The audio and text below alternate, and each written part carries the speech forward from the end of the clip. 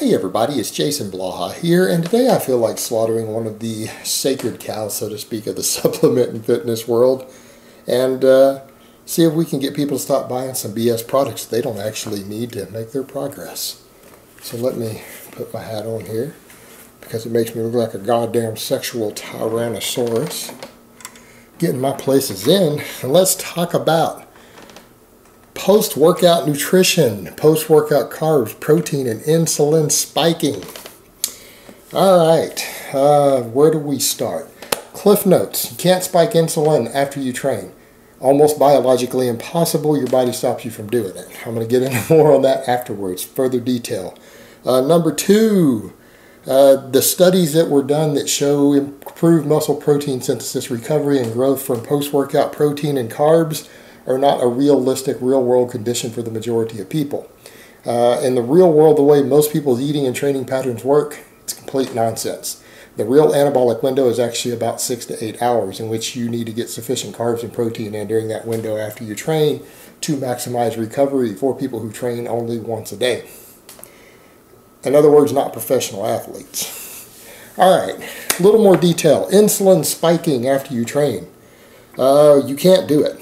The only time you see insulin levels spike is usually when you are in a fasted state. If you eat a bunch of sugary carbs or highly processed, high glycemic index carbs, first thing in the morning when you're fasted, your insulin levels will spike quite a bit. In fact, glycemic index is only useful scientifically to humans in a fasted condition. It is not useful once you've started eating other foods. The reason for that, well, simply put, this is going to come as a big shock to a lot of people. Previous meals you've eaten in a day reduce the insulin response to food. They slow down gastric emptying, they slow down digestion, they slow down absorption. So the more meals you've eaten in a day, the harder it is to elevate insulin and glucose from a single meal, even really high glycemic index foods. Their GI goes down if it's not the first meal of the day. I know that's big news for a lot of people, shocking news for a lot of people. Alright, had a little issue here. Hopefully this doesn't get real loud on camera. Alright, close your ears, fellas. Alright, so that being said, that's the first issue there. Number two, as far as that goes, when you train, most of the blood flow in your body now goes to your muscle tissue. Your body becomes more concerned with your muscles than your digestive system. And for a good while after you train, a good hour or so after you lift, your blood flow is predisposed to shut off blood flow to your GI tract and pull blood towards the muscles that you've been training and exercising. Accordingly, any foods that you eat during that window have a slower absorption rate, including sugars, dextrose, whey protein, everything. You can't spike your insulin immediately after you train. Doesn't work that way, okay? Can't be done. Your body just simply slows down absorption from your GI tract. Restricts blood flow to it because it needs it to exercise. If your body's trying to absorb stuff from your digestive system, you can't exercise or train as hard. You're not getting oxygen, nutrients, glucose to your muscles. So there's a problem with the whole idea of even spiking insulin levels. Number one, if you've eaten already in the day, they're slowed down anyways. Number two, if you just trained, it's going to be reduced even further. You're not going to see a very large increase in blood sugar or insulin immediately after you train non-fasted. Doesn't work that way. All right, number two. What do all the studies that show these benefits have in common? Anyone remember? Anyone read any of these studies that the supplement industry loves to pump out so that they can sell you dextrose, whey protein, BCAA mixes, everything else? What do all the test subjects have in common? They trained fasted. How many of you go in and lift weights for an hour completely fasted? Is that your normal training? Well, if it is, here's your problem. It might be, but all the studies available show that you can't train as hard or stimulate as much muscle growth if you train fasted.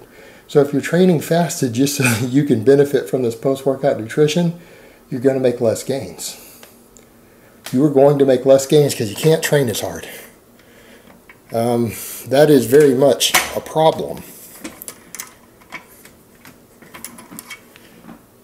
So when they have these studies showing this, these guys who showed this stuff from doing it post-workout, they're not even getting a big insulin spike. It's just that they've been fasted. And since eventually their blood flow is going to catch up to their GI tract, the people sitting there with the most sugary and fastest absorbing amino acids and glucose, still sitting there waiting to digest, are going to get it to their muscles quickest. Because they all trained fasted, they desperately need that as quickly as possible. And it's probably not going to start absorbing really good for an hour or so, but once it does, they're going to need it. And usually, the test subjects had all fasted for at least 12 hours. So that meant if they trained at 10 a.m., they stopped eating at 10 p.m. Again, how many of you guys are doing that? And if you are, why? You're reducing your gains. If you're concerned with maximal muscle gains, you wouldn't be training fasted anyway. Some people do that for fat loss. Sure as hell doesn't work for muscle gains. So, what happens when people train non-fasted? They don't see any difference.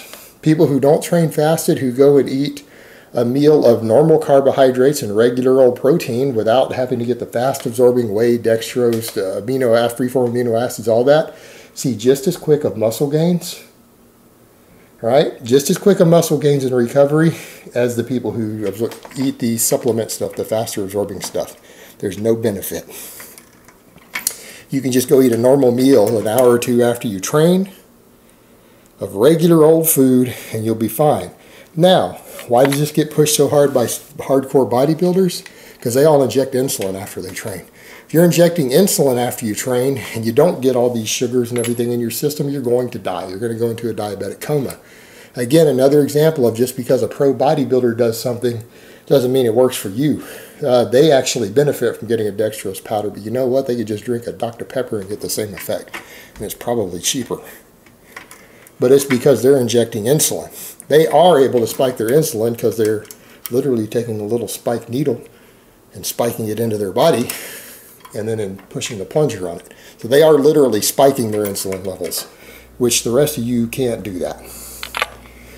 So the reality is the post-workout window for people who are not training after a 12-hour fast is actually up to 6 to 8 hours. As long as within the next 6 to 8 hours after you work out, you get sufficient carbohydrates and protein in to fuel your day, to replenish your muscle glycogen and everything else, you're going to recover properly at your normal rate. You're going to be fine. You're going to have taken advantage of the anabolic window. The little 1 hour anabolic window that's proposed from research only applies to fasted people. And do you know why? Because if they don't use fasted people, they have no controls. They can't control what the person ate the night before or the morning before they come into the lab. Fasting is a standard protocol in dietary practice to measure things in the bloodstream. Just like when you get your blood work done, they want it fasted. It's a standard nutrition and medical protocol. Unfortunately, it messes up what they're trying to study there.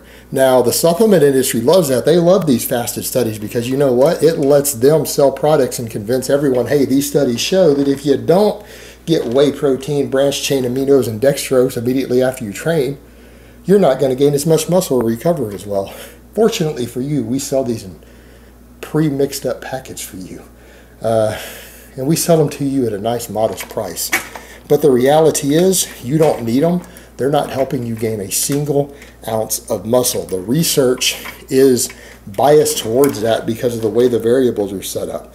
In the real world, it doesn't work. You don't need it. It doesn't help you.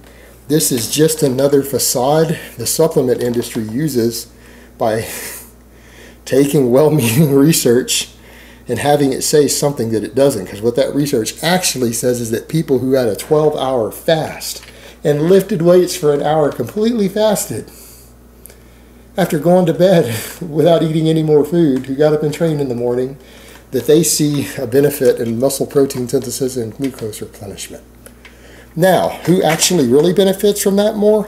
Athletes who train several times a day. Those people need to get in sugar and protein immediately after they train because they have a smaller window. If they're going to train again in 4 hours or 3 hours, another training session, they need more fuel.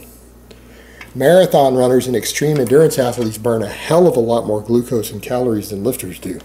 They need pre, intra, and post-workout carbohydrates just to replenish their glycogen. But I can assure you that most people who lift weights aren't doing 8 hours of nonstop training.